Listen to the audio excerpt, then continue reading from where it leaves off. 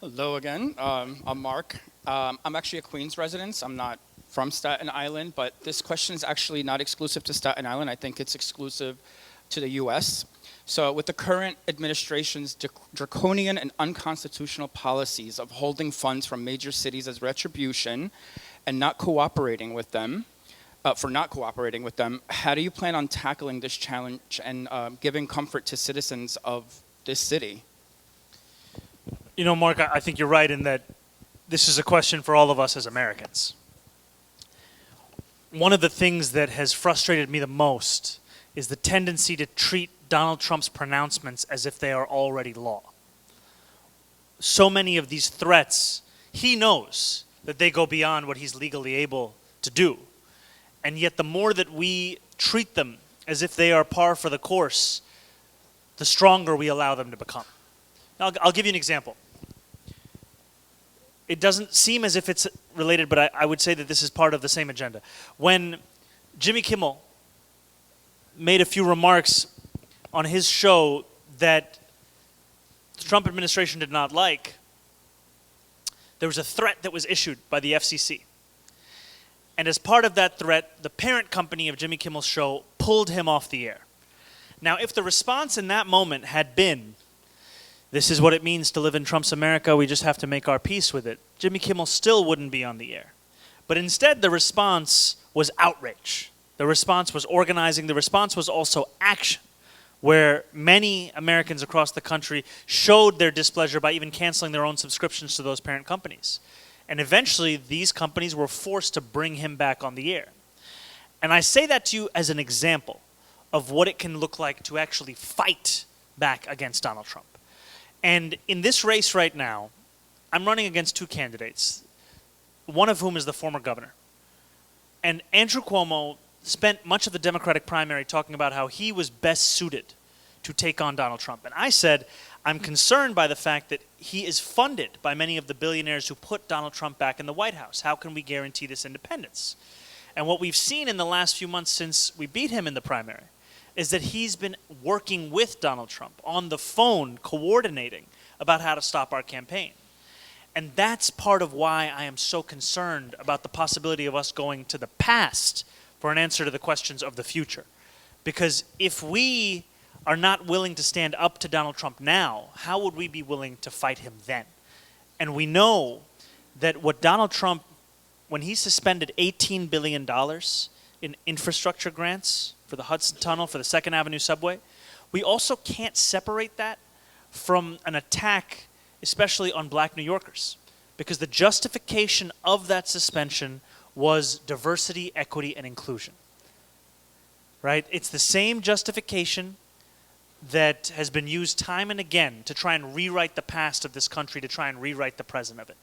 And even if you think about the Second Avenue subway, I mean, how many decades ago were Harlemites told that the subway would go all the way to 125th Street? And now that we are on the precipice of getting from 96th to 125th, you want to tell me that it's a step too far? We know what story this is all part of. And it requires a mayor who is willing to tell that story, and also a mayor who's willing to fight back, and that's who I would be.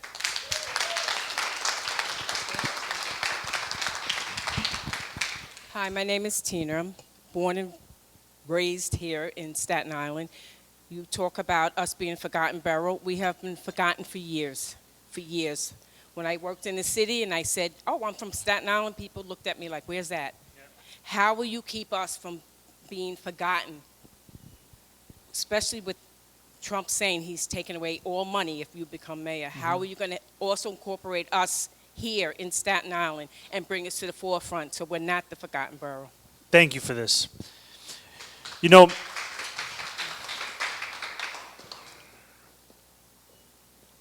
part of it is my own decisions. I made the decision that the final church I would visit in the primary campaign was Reverend Carolina's church, right here on Staten Island. That was my final Sunday. And I made that decision because for me, I wanted to make clear that no longer would this be the forgotten borough. No longer would any New Yorker be allowed to be described as a forgotten people. And that is going to continue to be part of my compass, because I know that with this position comes what has been described as the second largest bully pulpit in America, where you want to use that bully pulpit who you want to surround yourself when you make that case, that's part of the story that you tell. You know, when we first met at the Wu-Tang concert, what I so appreciated about that meeting was it was a chance to also speak about Staten Island, speak about how so many people feel. You know, Rizza was talking to me about Brownsville, that in order to make it, you have to leave where you grew up. And our politics is trying to ensure that people don't have to leave to make it. They can make it in their own neighborhoods. That is our dream. And I think the other part of this is that I want to make Staten Island the example of what things could look like, right? And whether that's bus rapid transit, whether, you know, I was speaking to, I think, is the father here? Yes, we were just chatting beforehand. A recognition that tenants can't afford to pay more. It's untenable.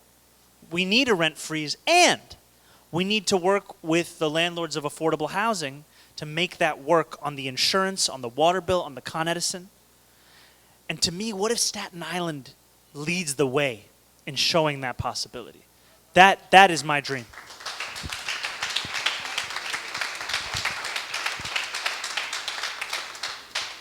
Thank you for coming. Ron T. Ogunlair, born in Brooklyn but raised in the Hill. My question is, I'm currently the director of the Mayor's Action Plan for Neighborhood Safety, NSTAT, and because ONS is a chartered office, its mandate is to help lead and coordinate the city's public safety ecosystem, not just support it. How does your vision align with the reality? How would you plan to strengthen coordination between ONS, MOGJ, law enforcement, and community-based partners to break down silos and streamline our approach to safety? You know, I think your question has the answer right there, which is the fact that oftentimes we talk only about questions of funding. We don't talk about questions of organization. Right? There are so many initiatives set up within city government that are organized such that oftentimes the easiest thing to do is fail because they operate in a silo. Sometimes it's a silo of the way the agency is set up. Sometimes it's a silo in the sense of which deputy mayor is responsible for that work. There isn't the clarity. There isn't the focus. There isn't the prioritization. And too often people take the easy route. They say, I'm going to have 15 deputy mayors, right? The answer is not more so that you stop the silos. The answer is clarity with the few that you do hire. And so right now, one of the big questions I have been thinking of is what the team looks like around me. And, you know, it's funny, when I read the newspaper, I share something with most New Yorkers. I read names that I'm apparently considering that I have never met before. But I can tell you that what I'm assessing is excellence, is fluency, and an understanding of how to make government work. Because especially as it pertains to community safety, we have kneecapped so many of these programs such that they cannot succeed. And so that's why we've said we're going to create a Department of Community Safety that coheres existing initiatives, existing agencies, and increases the funding for those agencies. Because public safety is a key part of any agenda for this city. But how can I explain to a New Yorker that the crisis management system has been shown to be effective at reducing shootings by up to 40%, and then I don't want to fund that system to be part of every single precinct that it could be working in? I can't explain that. And that's what we have to change. So I appreciate the work that you're doing, and I appreciate what I've heard from New Yorkers, which is that, yes, we work with police so that we can deliver public safety, and yes, we also work with a cure violence approach. We work with a gun violence interruption approach. All of these things together are part of what makes us safe. It's not one of them at the expense of any other.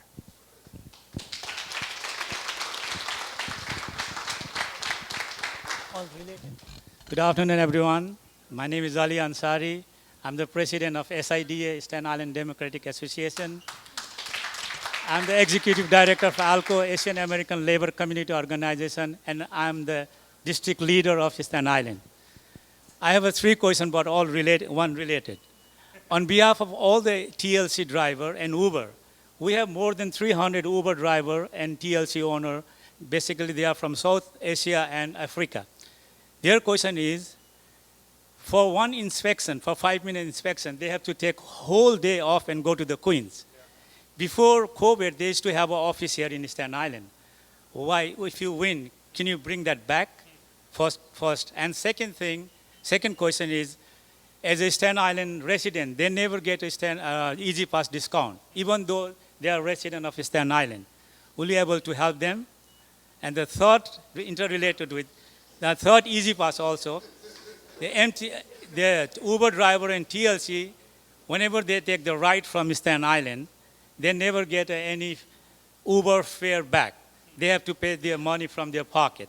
So can you able to help them if you win your race? Thank you, sir. Three questions very skillfully made into one. You know, the struggle of taxi drivers and Uber drivers is very near and dear to my heart. You know, I grew up in this city as a young South Asian man, and one of my closest friends' fathers was a taxi driver. And I saw how the politicians of this city ignored the crisis of these drivers.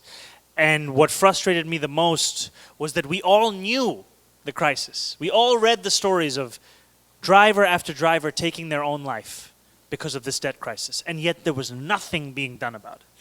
And so when I ran for state assembly, I was one of the first politicians in the city to send a mailer to New Yorkers specifically with the promise to take on the crisis of taxi drivers. And so in my first year, I worked with the New York Taxi Workers Alliance, the union for yellow cab drivers and many Uber drivers as well. And we organized for months. I worked with Senator Schumer on the outside and the inside. And eventually, I went on a 15-day hunger strike with these drivers. And what we won in the first days of November, it was actually on Diwali of 2021, was a $450 million reduction of debt for thousands of taxi drivers. And it meant the world to me because I knew part of the reasons politicians hadn't done anything on this is because more than 90% of taxi drivers are immigrants. And so they felt that if we don't do something, no one can make us feel the pain about this because these people will not or cannot vote. And it's time for us to move past that kind of politics. And so I will tell you, I'm not as familiar with the question of Easy Pass granting for TLC drivers or Uber drivers or with the Staten Island office, but what I can tell you is in the same way that I was speaking earlier about nightlife, that we have to make sure that these requirements are built around making it easier to comply, not around the difficulty that we are putting people through. And for all that we want to blame Uber and Lyft for what they did to the taxi industry, I truly believe the city bears the greatest responsibility because it was the city that decided to sell medallions for $1 million. It was the city that welcomed in the same lenders they kicked out of the housing market in the 2008 crash. It was the city that told immigrants this was a guaranteed way to make a living. So for me, it is about living up to that responsibility and to ensure that the relationship is not one that is punitive. It's one about ensuring that it's easiest to actually follow the law.